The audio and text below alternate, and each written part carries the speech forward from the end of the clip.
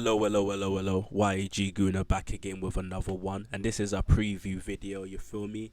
Now, first of all, road to 1K. If you're here, you get me, and it's your first time tuning into Funky Lads Fantasy. Please like and subscribe. You dig? Now we're doing the preview. This is week four preview. Now I decided to do it a little bit differently this time. Right? That's I did do it a little bit differently this time. Um, and I usually record it like right after I've done the review. I'm like, nah, let me wait a little bit because 1 o'clock is when like ESPN adds all of the W's, all of the losses and whatnot, and then it updates the standings, their standings, not my standings. And so I thought, let me do it differently this time with a preview.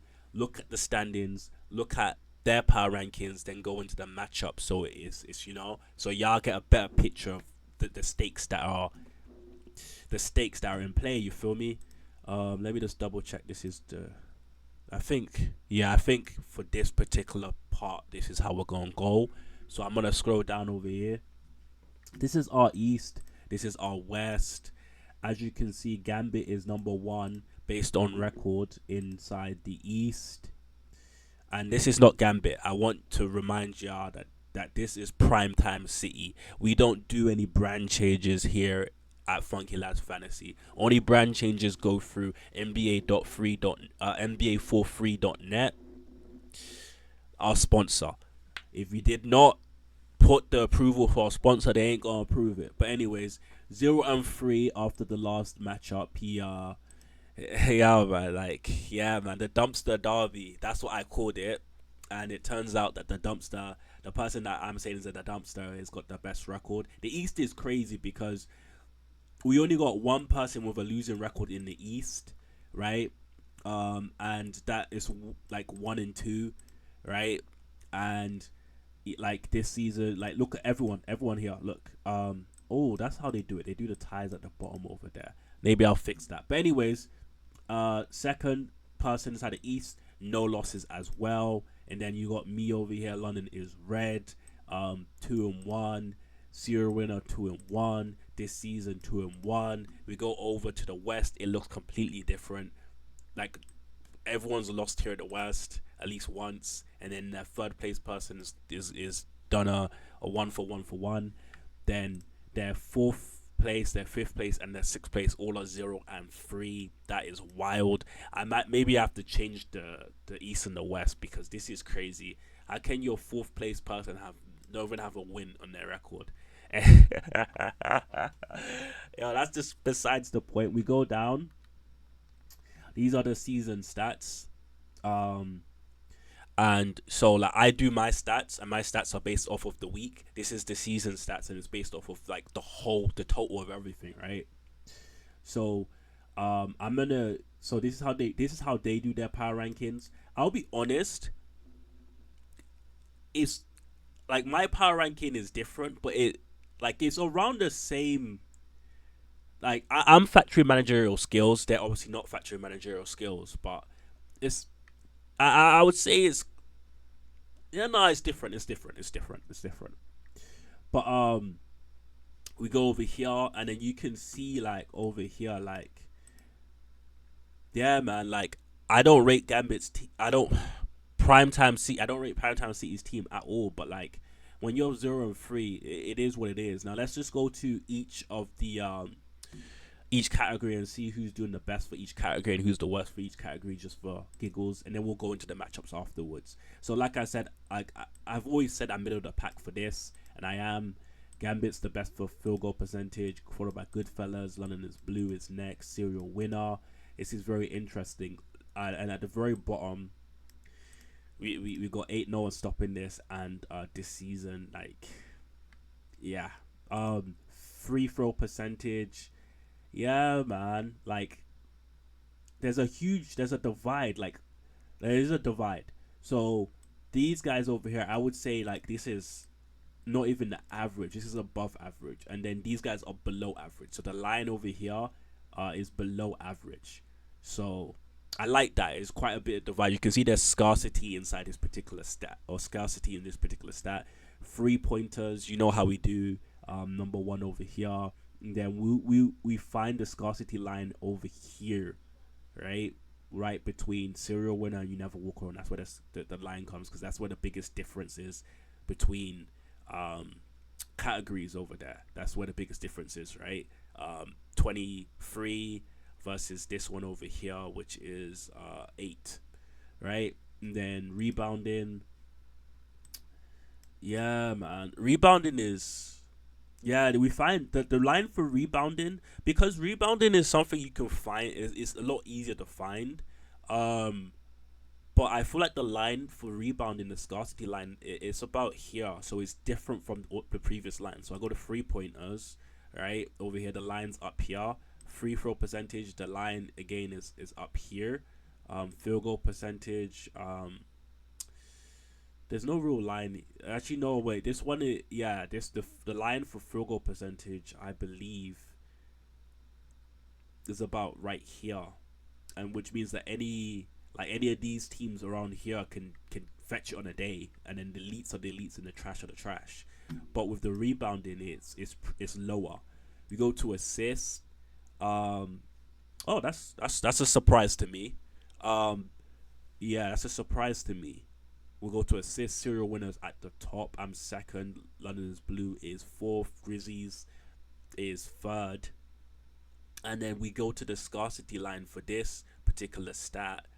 It it's weird because serial winner wins by a huge margin. So you could say that he's in a tier of his own. And then when we go down over here, the line of scarcity is higher. It's right up over here. There's a 30 gap between here, but then there's a 20 gap between here again. So it's like, but 30 is higher than 20, so it is what it is. But like, this gap here is ridiculous. That is crazy. So, whatever serial winner is doing to get this to get this stat, this assist over here, is doing a really good job, because anyone he faces, he should beat them in assists. Now for you guys in your fantasies, if you have like a gap like this in your fantasy, what you have to do is isolate the players that are doing it for you. And if they're ever unhealthy or ever playing less than 4 games, or were they playing 3 games last week or 2 games, you gotta figure that out and be like, yo, this guy's not playing that much. I need to figure out who's in the waiver wire to supplement for that. You feel me? Now we go to assists. No, just steals. Steals now. Flat Earth Gang got a huge gap over here. Huge gap. And when we draw the line for the scarcity, like this stat fluctuates a lot. And I think the line is drawn right here. So you can see the fluctuation between the stat and everything else. And Flat Earth Gang does not have a monopoly on the steal stat. This stat fluctuates a lot. Steals is one of those. It's not reliable. When you have the guys that constantly get steals, you know you're gonna win this stat, but it's not reliable. It's a hard stat to continue to be good in. And then we go to blocks. Oh yeah, trash. I knew I was trashing this. But ain't no stopping this. You already know Victor Wembanyama. You already know how it's gonna be with this. Like, and then the line is kind of drawn over here-ish. No, not really, because that's 5. This is 5. 2. No, I think that the line for scarcity is actually like right at the real bottom. This is the most competitive stat. In terms of stats, I mean competitive as in on a given week, this can fluctuate a lot unless you ain't no stopping this when you have Wemby. And then double doubles. Where's that line?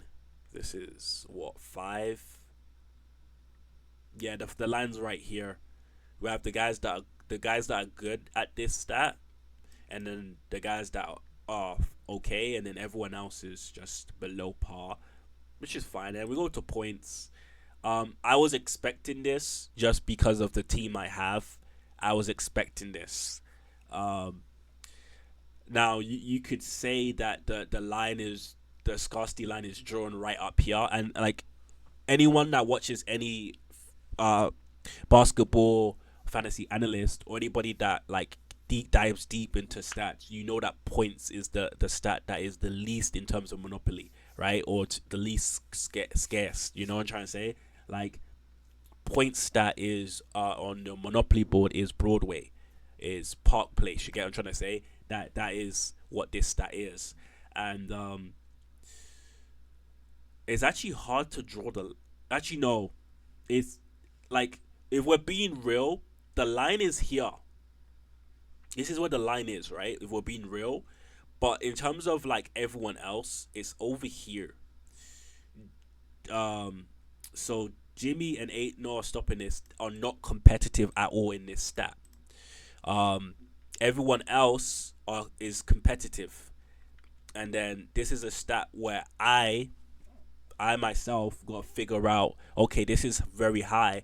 How do I keep it so that every week I'm unstoppable and can't be beaten this stat? Who's getting me the points? How are they reliable? Are they healthy? How much games do they play each week? And then figure out inside the waiver wire who can help me in this stat if I need help. And yeah, now let's go to let's get to the nitty gritty of this. You get what I'm trying to say? Let's get to no, this pans out. Yo, shout out to You Never Walk Alone for telling me to put my camera top left. This is working out perfect, you feel me?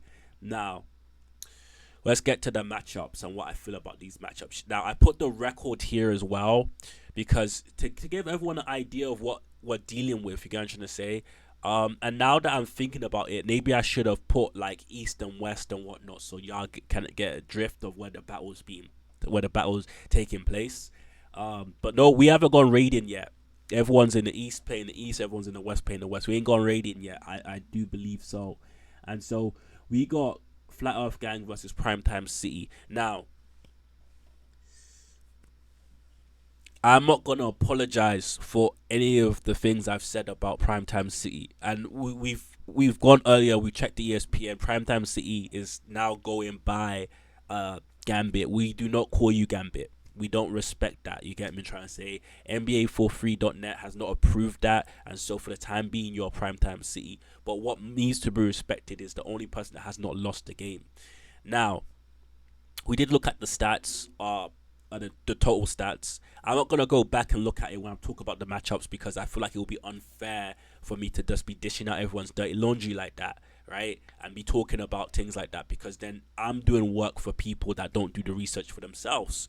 But what I would say is Primetime City's team, in my opinion, on paper is garbage. But his managerial IQ and his acquisitions is the difference between him winning the matchups and him identifying what he's good at and what he's not good at. And being hot, being first, being fast, the early bird catches the worm. You feel me? Now, I did previously say that Flat Earth Gang has a disadvantage, and his disadvantage, like I'm not gonna get into specifics, but he has a disadvantage for maybe about 5 weeks now, and I'm predicting that Primetime City is gonna win. I have updated the like I said, the key cats for their first picks. So these are the first picks here. I have updated the key stats. I'm updating it weekly based on what the data is representing, right? And at the moment, as usual, like this has not changed. To be honest, Anthony Davis is good at everything but freeze. That's literally what it is. He's averaging 30 points right now. He's averaging a crazy amount of rebounds. He's good at everything but freeze. And that's what I take from it. He's good at everything but freeze. So bonus, like he's a rebounding king. His assister coming up. His blocks aren't terrible, and they haven't been terrible lately. But his blocks are his weakness. We all know this, right? Now, I feel like all of the matchups this week are really good. This is not my key matchup this week, but it's gonna be interesting. It's gonna be fun. Next matchup, yeah.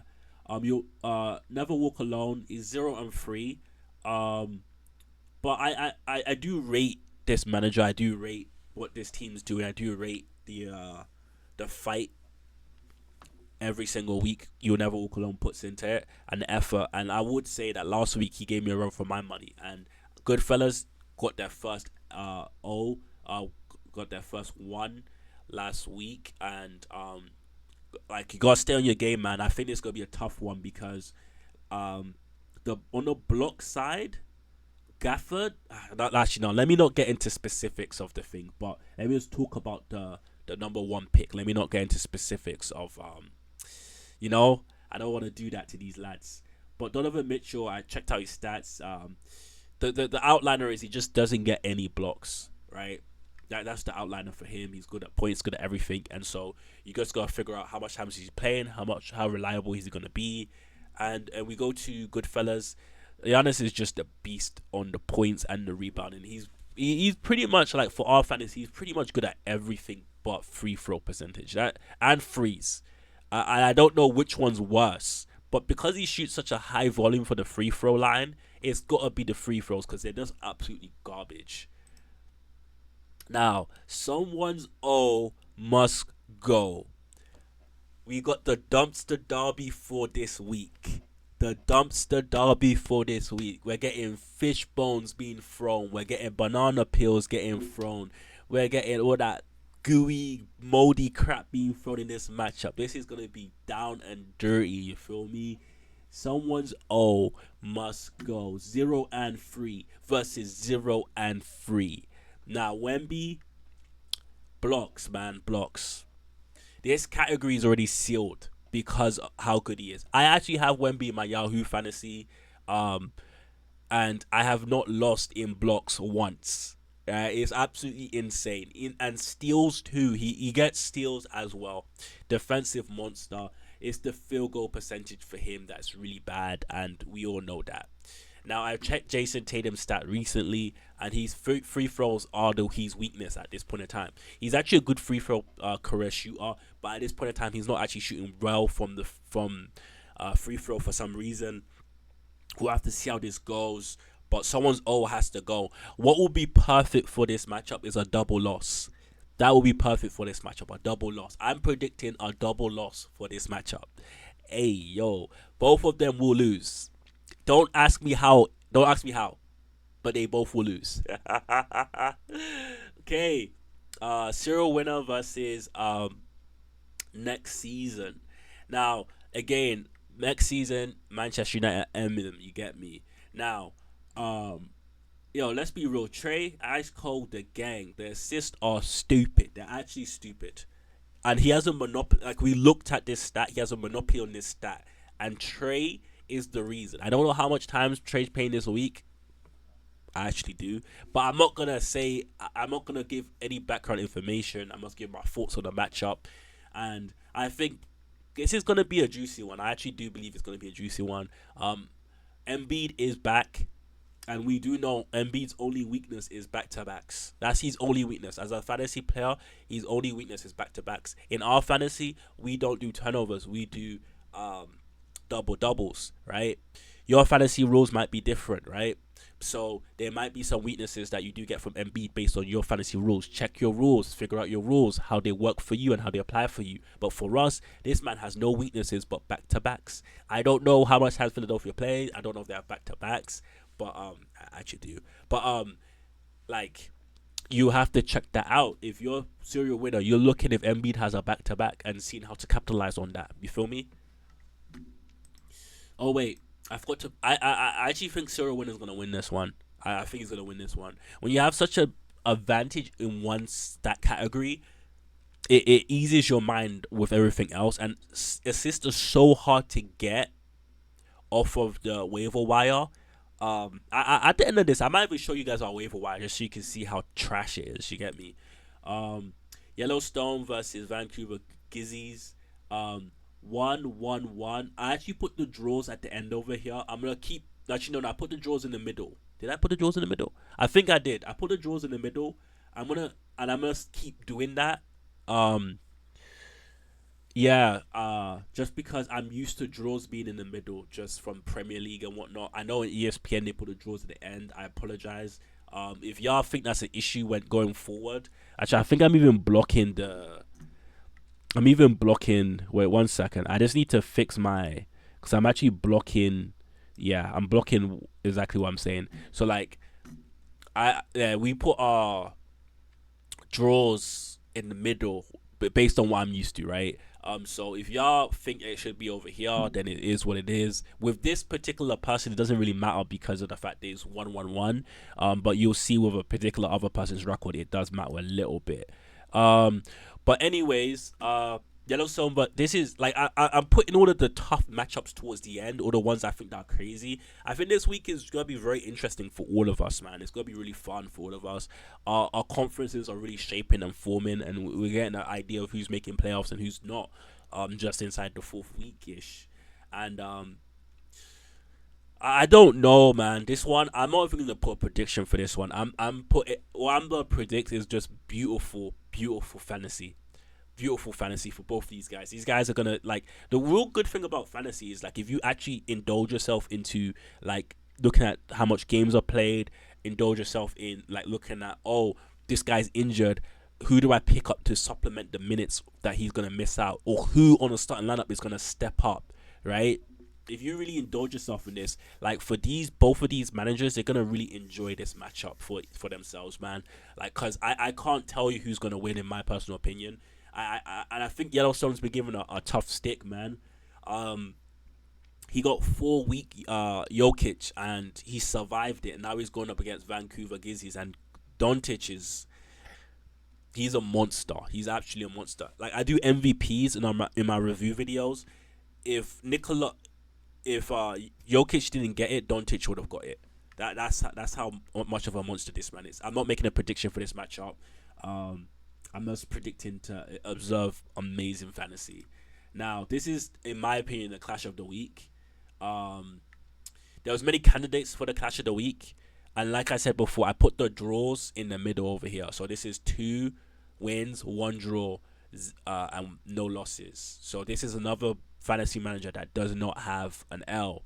And the reason I made this a clash of the week is because I think it's a possibility that I could change this, right? With the first matchup with the fantasy manager that doesn't have an O, I feel like Flat Earth Gang has a disadvantage, and so like it's very likely that Primetime could win that matchup, right? And for this year, we got 2 fantasy players, in my personal opinion, that do not have weaknesses. I don't think Shea in our fantasy has a weakness. I don't think he has a weakness. It's just me. If y'all think any different, put inside the comment section below. I don't think this guy's strength is double doubles, right? And I don't actually put double doubles in strength for weaknesses because like it's just like a bonus stat for me, right? It's just a bonus stat. It's there. If you want to punt it, you punt it. If you want to go strong in it, there's a couple of people that make you strong in it. And they're mostly just big men, except your ice cold trader gang. Or Haliburton. But bro, this guy, yeah. I've checked how much times he plays this week, by the way. Anyway, this guy, yeah, he's averaging, correct me if I'm wrong, I believe it's about 27 points, 15 rebounds, 16 rebounds, 15 assists, 2 steals, 1 block. Wait, for this one, I'm actually going to go back. I have to get this right. So we're going to go London is Blue, who's just ahead of me. That's another reason why like I'm rating this matchup so highly. Now, where is the big man? Where's the big man? Right here. Now, let's look at his average. This is his average. Okay, that was last week's average I was doing. We don't do turnovers, so we don't care about that. He's averaging 30 points, 14 rebounds, 12 assists, 1.7 steals, 1 block. That is crazy. Yeah, man. I'm not going to make a prediction for this, but this is our clash of the week. The reason I'm not making a prediction is because I'm playing in this matchup, and I don't want to seem cocky in any particular way. I'm actually, I'm not feeling well, but I got to have my head screwed on right for this one, you get me? But this is it, man. This is our preview. Funky Lads Fantasy, the only place you're gonna get in depth an actual fantasy league on your YouTube. Tell me another YouTube channel that does an in depth of their actual fantasy league. Now, like I always say, if you're neutral and you're viewing this and you're like, yo, like I like the storylines, I like all this stuff, but it doesn't apply to me. Make the storylines apply to you. Figure out, this guy has Jokic. It's gonna be tough for me. He's putting stats in every single bloody category. How am I gonna win? Check how much times he plays this week. Check how much times particular teams play this week, and look at, Boston played 4 times this week. Who on Boston can I utilize to help me beat this guy? You feel me? But gonna give a big out shout to our sponsors, NBA4free.net. Shout out to my guys, my funky lads. We make this fantasy thing beautiful, and I love this game. You feel me? This is yeggooner. Peace.